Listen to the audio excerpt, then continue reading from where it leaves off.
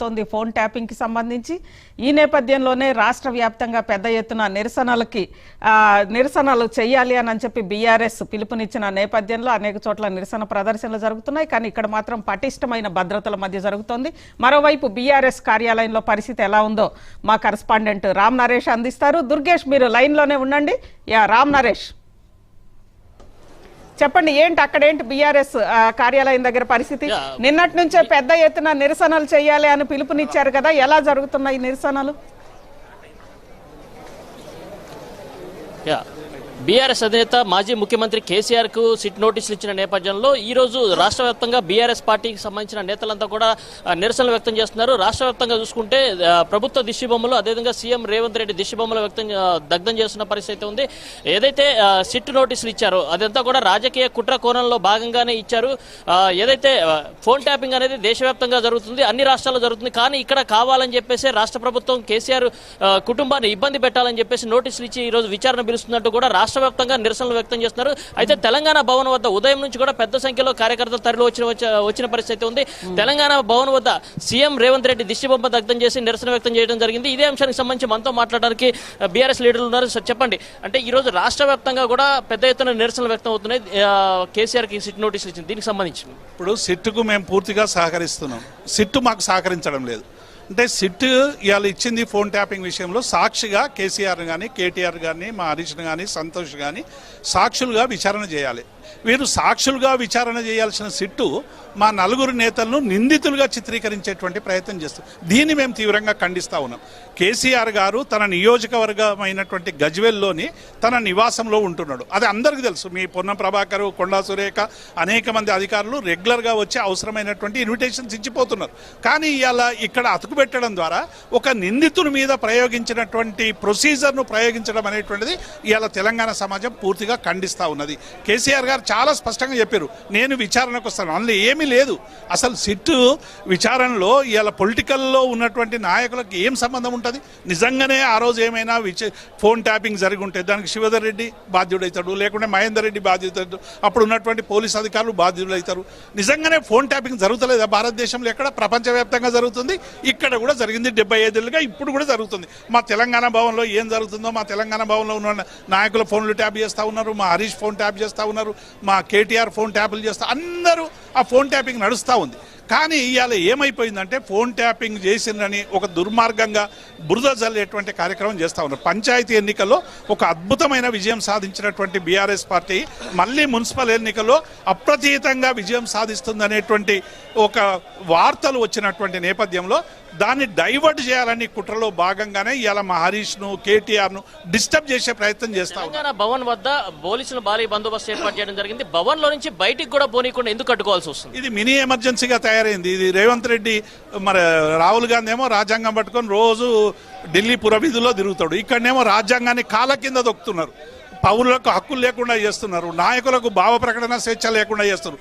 Social media సైనికులకు తమ భావాన్ని చెప్పేటువంటి అవకాశం లేకుండా చేస్తున్నారు. మీడియా మీద అవాకులు చవాకులు వెళ్తూ ఉన్నారు. కాబట్టి ఇది ఒక మినీ ఎమర్జెన్సీగా ఇవాళ తయారైంది. డెఫినెట్గా తెలంగాణ మట్టిలోనే ఒక పోరాడే తత్వం ఉంది. తెలంగాణ మట్టిలోనే ఒక ప్రశ్నించే తత్వం ఉంది. తెలంగాణలో ఎక్కువ మీరు నిర్బంధం చేస్తే ఎటువంటి ఘటనలు జరిగినాయో మనకు చాలా సాయుధ రైతాంగ పోరాటం నుంచి నక్సల్బరీ రైతాంగం వరకు వాళ్ళు త్యాగాలు చేసినటువంటి రక్తంతో ఇలా మట్టి ఎరుపై ఉన్నది తెలంగాణలో అంతా కూడా. డెఫినెట్గా ఆ చైతన్యంతో తెలంగాణ ప్రశ్నిస్తుంది. ఇవాళ బీఆర్ఎస్ పార్టీ 20 ఏళ్లుగా ఒక ప్రజాస్వామిక పద్ధతిలో ప్రజల్ని చైతన్యవంతం చేసి హింసకు తావు లేకుండా ఇలా చేస్తున్నటువంటి పద్ధతిని ఇలా ప్రపంచమంతా హర్షిస్తూ ఉన్నది. ఇలా మా కేసీఆర్ గారు హింసకు తావు లేకుండా తెలంగాణ తీసుకురావాలని భారతదేశ చిత్రపటంలో తెలంగాణను ఆవిష్కరించినటువంటి ఒక మహానాయకుడు. ఇవాళ కేసీఆర్ను టచ్ చేయడం అంటే మొత్తం 4 కోట్ల ప్రజల్ని టచ్ చేసినట్టు. 4 కోట్ల ప్రజల గుండెలను, ఎందుకంటే తెలంగాణ ఉద్యమం లేని రేవంత్ రెడ్డికి తెలంగాణ భావోద్వేగం ఏమర్థమవుతుంది, కేసీఆర్ ఏమర్థమవుతాడు, కేసీఆర్ తెచ్చిన తెలంగాణ ఏమర్థమవుతుంది? కేవలం ఆ కమాండో కంట్రోల్ రూమ్లో, కేసీఆర్ కట్టిన కమాండ్ కంట్రోల్ రూమ్లో కూర్చొని రివ్యూ చేయడం తప్ప అసలు రేవంత్ రెడ్డికి ఏం తెలుసు? సిట్ అధికారులు మా దగ్గర ఆధారాలు ఉన్నాయి, అందుకోసం చెప్పేసి వీళ్ళందరికీ కూడా నోటీసులు ఇచ్చి విచారిస్తున్నాం.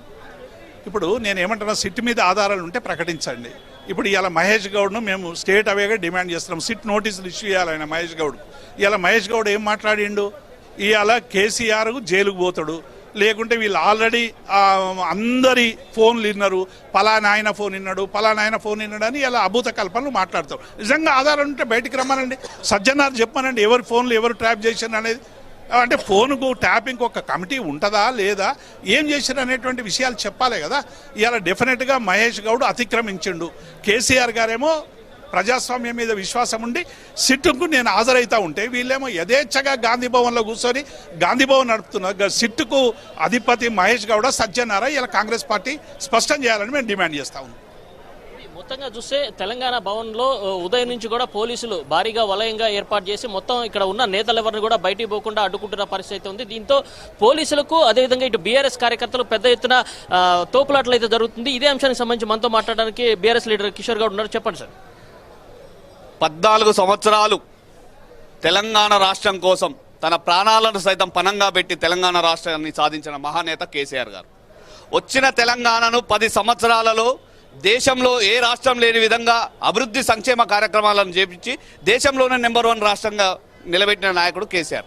అట్లాంటి కేసీఆర్ గారి పైన ఓటుకు నోటు కేసులో అడ్డంగా దొరికిన దొంగ అయినటువంటి రేవంత్ రెడ్డి జైలు పాలై నేను జైలు పోయినా కాబట్టి ప్రజాస్వామ్యంలో గెలుపోవటంలో సహజం, పార్టీలు అనేది ఒకసారి అధికారంలోకి వస్తే ఒకసారి ప్రతిపక్షంలో ఉంటాయి.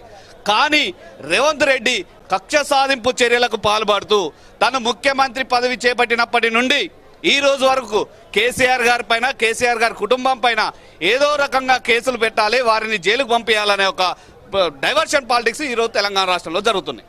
నువ్వు ఇచ్చిన 6 గ్యారంటీలు 420 హామీలు అమలు చేయమని ఒకవైపు బీఆర్ఎస్ పార్టీ ప్రజల పక్షాన కొట్లాడుతుంటే ఒకరోజు కార్ రేసు అంటాడు, ఒకరోజు కాళేశ్వరం కమిషన్ అంటారు, ఒకరోజు సిట్ అంటాడు, ఒకరోజు ఇంకో చెప్పి డైవర్షన్ పాలిటిక్స్ చేస్తూ ఈరోజు చేస్తుడు. అయినప్పటికీ కేసీఆర్ గారికి చట్టం పైన న్యాయస్థానాలపై నమ్మకం ఉంది కాబట్టి మీ సిట్టు విచారణకు నేను సహకరిస్తా. నేను నా నియోజకవర్గమైన గజ్వేల్ ఎర్రవెల్లి నివాసంలో ఉంటున్నా, మీరు భవిష్యత్తులో ఏదైనా నోటీసులు ఇవ్వాలన్నా ఏదైనా విచారణకు రావాలన్నా ఎర్రవెల్లికి రావాలని ఆయన సాధారణంగా ఆహ్వానించాడు. కానీ రేవంత్ రెడ్డి రాక్షసానందం పొందుతూ సిట్టు రేవంత్ రెడ్డి చేతిలో కీలుబొమ్మగా మారిపోయింది. పోలీస్ అధికార యంత్రాంగం మొత్తం కూడా విచారణకు సహకరిస్తా అన్నప్పటికీ కూడా ఇంత నిర్బంధం, అంటే పోలీసులు ఎక్కడెక్కడ ఆంక్షలు పెట్టి మిమ్మల్ని అందరినీ కూడా బయటికి ఎందుకు వెళ్ళనివ్వట్లేదు? అదే అండి, ఇప్పుడు విచారణకు సహకరిస్తా అన్నాడు. సరే సిట్టు వాళ్ళు అడిగితే నందినగర్ నివాసానికే 3 గంటలకు అందుబాటులో ఉంటా అన్నప్పుడు ఈ రోజు పొద్దుటి నుండి మా నాయకులను, ఎమ్మెల్యేలను, ఎమ్మెల్సీలను, మా కార్యకర్తలను ఎక్కడికక్కడ నిర్బంధాలు పెట్టి అరెస్టులు చేసి హౌస్ అరెస్టులు చేసి అంటే దీన్ని బట్టే ఏమర్థమవుతుందంటే తెలంగాణ ప్రజలందరూ కూడా కేసీఆర్ వెంబడి స్వచ్ఛందంగా నడుస్తున్నారు.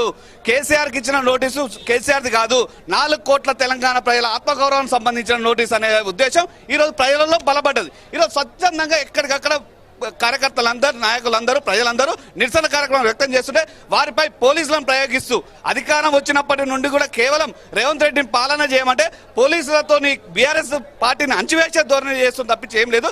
కాబట్టి తప్పకుండా తెలంగాణ ప్రజలందరూ గమనిస్తున్నారు. రాబోయే మున్సిపల్ ఎన్నికల్లో కావచ్చు, రాబోయే ఎన్నికల్లో కావచ్చు, తప్పకుండా రేవంత్ రెడ్డికి ఓటు ద్వారా తెలంగాణ ప్రజలు బుద్ధి చెప్తారని తెలియజేస్తున్నాం. మొత్తంగా చూస్తే ఈరోజు ఏదైతే కేసీఆర్కి నోటీసులు ఇచ్చారో ఆ నోటీసుల పట్ల నిరసన వ్యక్తం చేస్తూ రాష్ట్ర వ్యాప్తంగా కూడా పలు చోట్ల బైక్ ర్యాలీలు, అదేవిధంగా ఇటు నల్ల జెండాలతో నిరసనలు వ్యక్తం చేస్తున్న పరిస్థితి ఉంది. అయితే తెలంగాణ భవన్ వద్ద మాత్రం ఉదయం నుంచి పెద్ద సంఖ్యలో ఎవరైతే కార్యకర్తలు వచ్చారో వాళ్ళెవరు కూడా బయటికి పోకుండా అడ్డుకుంటున్న పరిస్థితి ఉంది. దీంతో తోపులాట్లు అంటే ఇటు పోలీసులు